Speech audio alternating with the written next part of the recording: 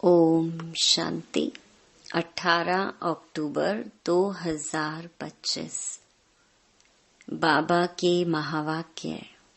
मीठे बच्चे, आत्म अभिमानी होकर बैठो। अंदर घोटते रहो, मैं आत्मा हूँ। देही अभिमानी बनो, सच्चा चार्ट रखो तो समझदार बनते जाएंगे। बहुत फायदा होगा। प्रश्न: बेहद के नाटक को समझने वाले बच्चे किस एक लॉ नियम को अच्छी रीति समझते हैं? उत्तर: यह अविनाशी नाटक है। इसमें हरेक पार्टधारी को पार्ट बजाने अपने समय पर आना ही है। कोई कहे हम सदा शांति धाम में ही बैठ जाएं, तो यह लॉ नहीं है। उसे तो पार्टधारी ही नहीं कहेंगे। यह बेहद की बातें बेहद का बाप ही तुम्हें सुनाते हैं। ओम शांति। अपने को आत्मा समझकर बैठो। देह अभिमान छोड़कर बैठो। बेहद का बाप बच्चों को समझा रहे हैं। समझाया उनको जाता है जो बेसमझ होते हैं। आत्मा समझती है कि बाप सच कहते हैं। हम आत्मा बेसमझ बन गई हैं। मैं आत्मा अविनाशी हूँ, शरीर विनाशी है। मैं आत्म अभिमान छोड़ देह अभिमान में फंस पड़ा हूँ, तो बेसमझ ठहरे ना। बाप कहते हैं सब बच्चे बेसमझ हो पड़े हैं देह अभिमान में आकर। फिर तुम बाप द्वारा देही अभिमानी बनते हो तो बिल्कुल समझदार बन जाते हो। कोई तो बन गए हैं, कोई पुरुषार्थ करते रहते हैं।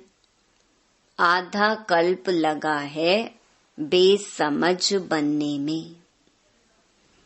इस अंतिम जन्म में फिर समझदार बनना है।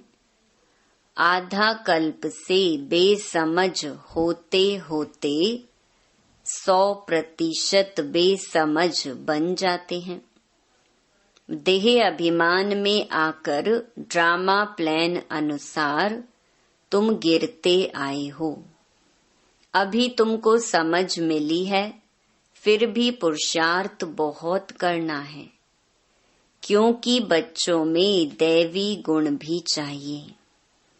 बच्चे जानते हैं हम सर्वगुण संपन्न 16 कला संपूर्ण थे।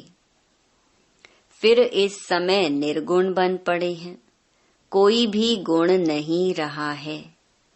तुम बच्चों में भी नंबरवार पुरुषार्थ अनुसार इस खेल को समझते हैं।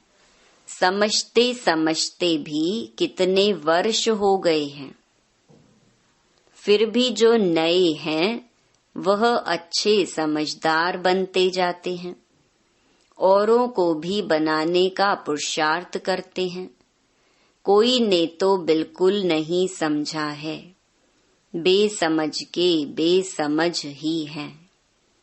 बाप आए ही हैं समझदार बनाने। बच्चे समझते हैं माया के कारण हम बेसमझ बने हैं। हम पूज्य थे तो समझदार थे। फिर हम ही पुजारी बन बेसमझ बने हैं। आदि सनातन देवी देवता धर्म प्रायलोप हो गया है। इनका दुनिया में किसको पता नहीं है। यह लक्ष्मी नारायण कितने समझदार थे, राज्य करते थे।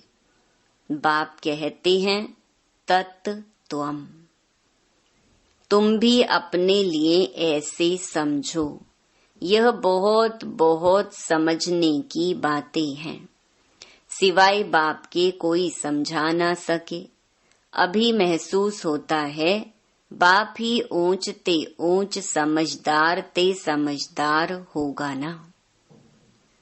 एक तो ज्ञान का सागर भी है, सर्व का सद्गति दाता भी है, पतित पावन भी है, एक की ही महिमा है। इतना ऊंच ते ऊंच बाप आकर के बच्चे बच्चे कह कैसे अच्छी रीति समझाते हैं। बच्चे अब पावन बनना है। उसके लिए बाप एक ही दवाई देते हैं। कहते हैं योग से तुम भविष्य 21 जन्म निरोगी बन जाएंगे। तुम्हारे सब रोग दुख खत्म हो जाएंगे। तुम मुक्ति धाम में चले जाएंगे। अविनाशी सर्जन के पास एक ही दवाई है, एक ही इंजेक्शन आत्मा को आए लगाते हैं। ऐसे नहीं कोई मनुष्य बैरिस्ट्री भी करेंगे, इंजीनियरी भी करेंगे, नहीं। हर एक आदमी अपने धंधे में ही लग जाते हैं। बाप को कहते हैं आकर पतित से पावन बनाओ, क्योंकि पतित पने में दुख है। शांति धाम को पावन दुनिया नहीं कहेंगे, स्वर्ग को ही पावन दुनिया कहेंगे। यह भी समझाया है मनुष्य शांति और सुख चाहते हैं। सच्ची सच्ची शांति तो वहाँ है जहाँ शरीर नहीं। उसको कहा जाता है शांति धाम। बहुत कहते हैं शांति धाम में रहें, परंतु लौ नहीं है। वह तो पाठधारी हुआ नहीं। बच्चे नाटक को भी समझ गए हैं। जब एक्टर्स का पार्ट होगा तब बाहर स्टेज पर आकर पार्ट बजाएंगे। यह बेहद की बातें बेहद का बाप ही समझाते हैं। ज्ञान सागर भी उनको कहा जाता है। सर्व के सद्गति दाता पतित पावन है। सर्व को पावन बनाने वाले तत्व नहीं हो सकते। पानी आदि सब तत्व हैं, वह कैसे सद्गति करेंगे? आत्मा ही पार्ट बजाती है। हठ योग का भी पार्ट आत्मा बजाती है। यह बातें भी जो समझदार हैं वही समझ सकते हैं। बाप ने कितना समझाया है। कोई ऐसी युक्ति रचो जो मनुष्य समझे कैसे पूज्य सो फिर पुजारी बनते हैं। पूज्य हैं नई दुनिया में, पुजारी हैं पुरानी दुनिया में।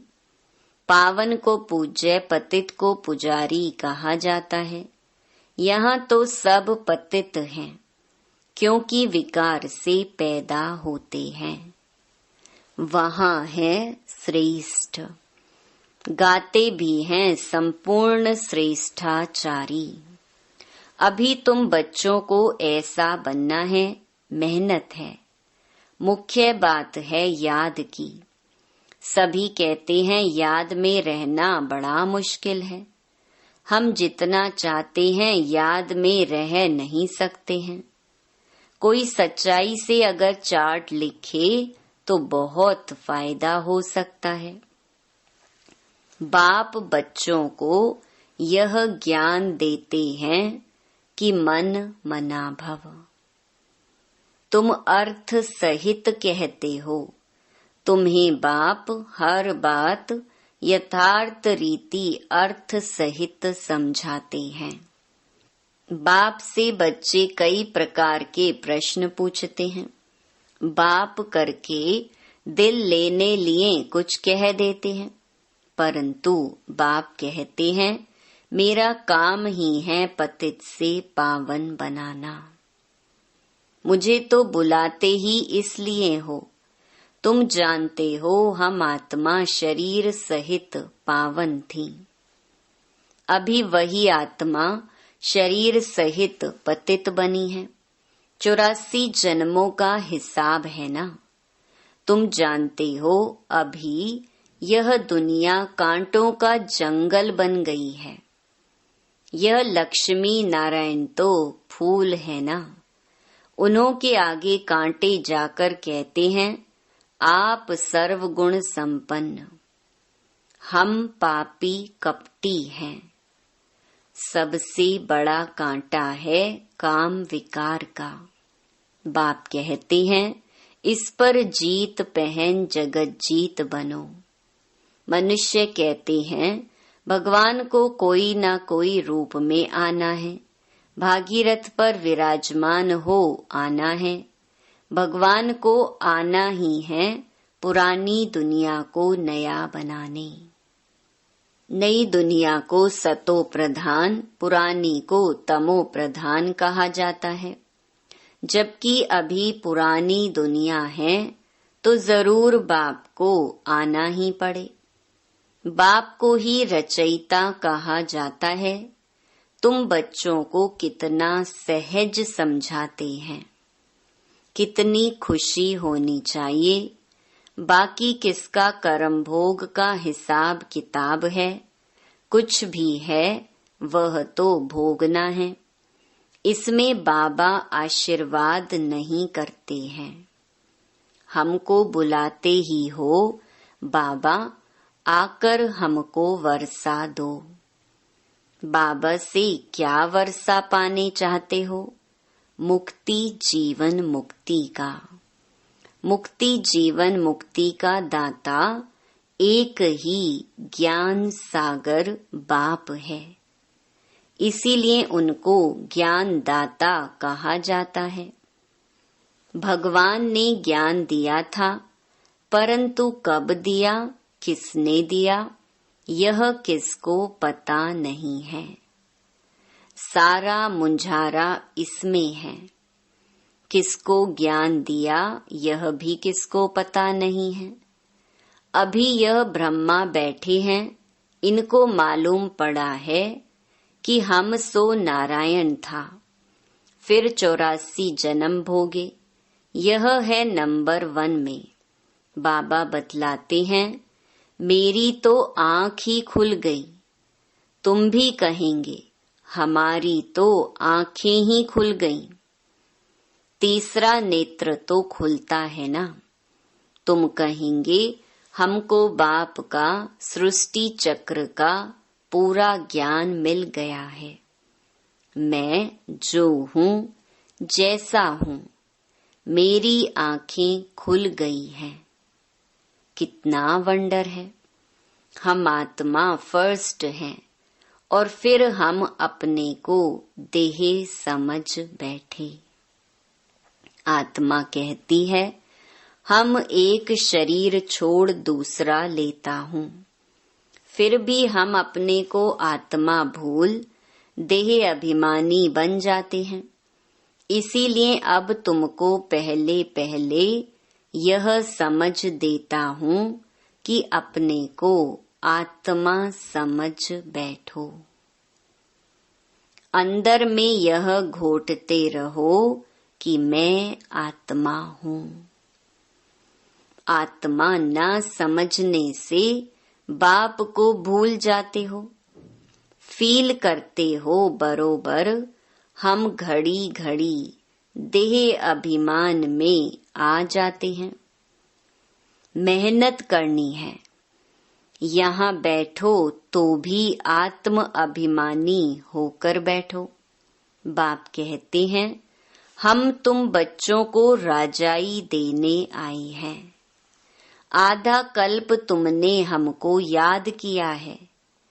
कोई भी बात सामने आती है तो कहते हैं हाय राम, परंतु ईश्वर व राम कौन है यह किसको पता नहीं। तुमको सिद्ध करना है ज्ञान का सागर पतित पावन, सर्व का सद्गति दाता, त्रिमूर्ति परम पिता परमात्मा शिव है। ब्रह्मा विष्णु शंकर तीनों का जन्म इकट्ठा है। सिर्फ शिव जयंती नहीं है, परंतु त्रिमूर्ति शिव जयंती है। जरूर जब शिव की जयंती होगी तो ब्रह्मा की भी जयंती होगी। शिव की जयंती मनाते हैं, परंतु ब्रह्मा ने क्या किया? लौकिक, पारलौकिक और यह है अलौकिक बाप। यह है प्रजापिता ब्रह्मा। बाप कहते हैं नई दुनिया के लिए यह नया ज्ञान अभी तुमको मिलता है, फिर प्रहलोप हो जाता है। जिसको बाप रचता और रचना का ज्ञान नहीं तो अज्ञानी ठहरे ना। अज्ञान नींद में सोए पड़े हैं। ज्ञान से है दिन, भक्ति से है रात। शिवरात्रि का अर्थ भी नहीं जानते, इसीलिए उनकी हॉलिडे भी उड़ा दी है। अभी तुम जानते हो बाप आते ही हैं सबकी जोत जगाने। तुम यह बत्तियां आदि जगाएंगे तो समझेंगे इनका कोई बड़ा दिन है। अब तुम जगाते हो अर्थ सहित, वो लोग थोड़े ही समझेंगे। तुम्हारे भाषण से पूरा समझ नहीं सकते।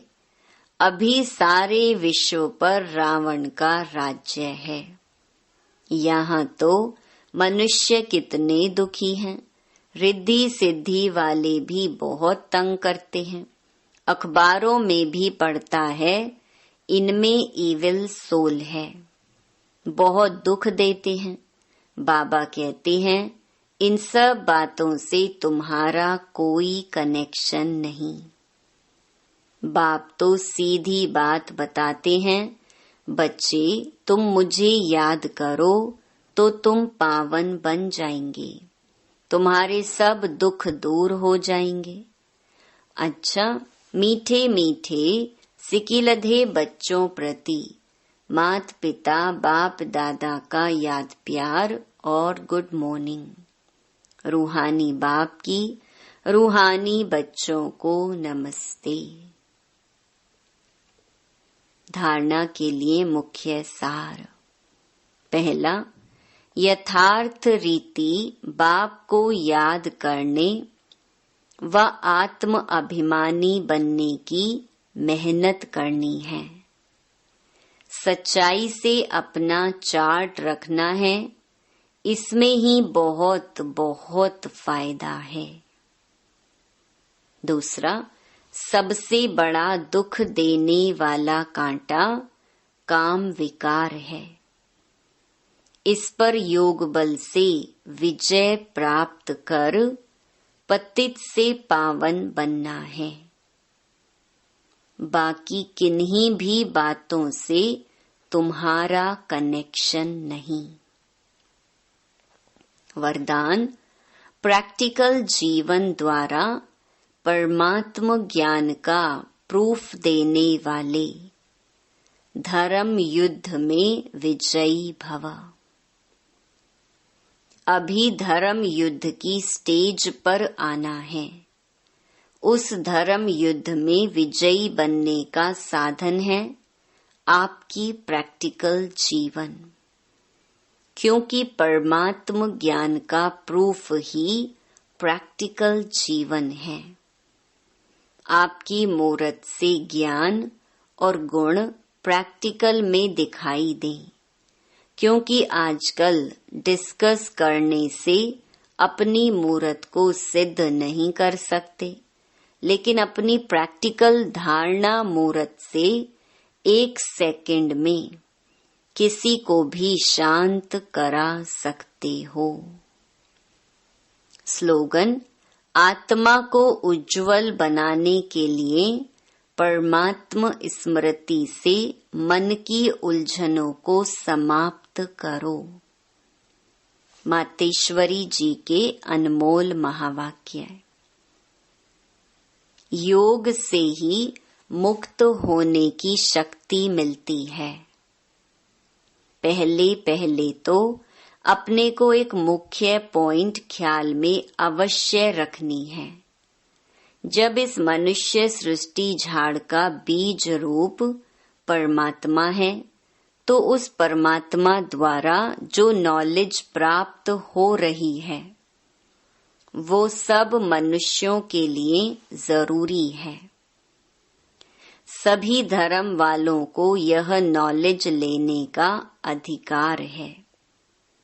भल हरेक धर्म की नॉलेज अपनी अपनी है, हरेक का शास्त्र अपना अपना है, हरेक की मत अपनी अपनी है, हरेक का संस्कार अपना अपना है, लेकिन यह नॉलेज सबके लिए है।